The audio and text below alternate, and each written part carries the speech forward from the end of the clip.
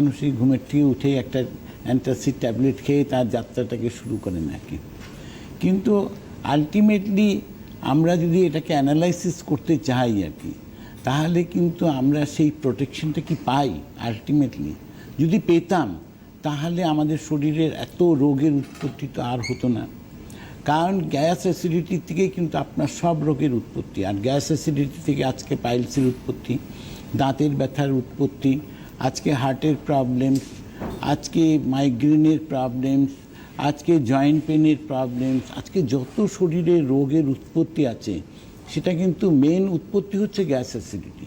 তো আজকে যদি আমরা সেই প্রোটেকশনটা যদি প্রপারলি পেতাম তাহলে কিন্তু আমরা এই রোগমুক্ত জীবন কিন্তু ব্যতীত করতে পারতাম। কিন্তু সেখানে সেটা হচ্ছে না, তার মানে সেই প্রোটেকশনটা আমরা প্রপারলি পাইনি বা পাচ্ছি না।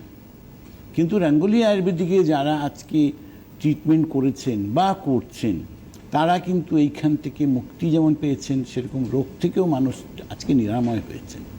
আজকে যারা হয়তো এটা ভেবেছেন যে তার জীবনে তিনি কোনোদিনই সুস্থ হবে না, কিন্তু 30 দিন পরে কিন্তু তাদের প্রত্যেকেরই ভার্সন চেঞ্জ হয়েছে, না আমরা আছি, প্রবলেমস নেই।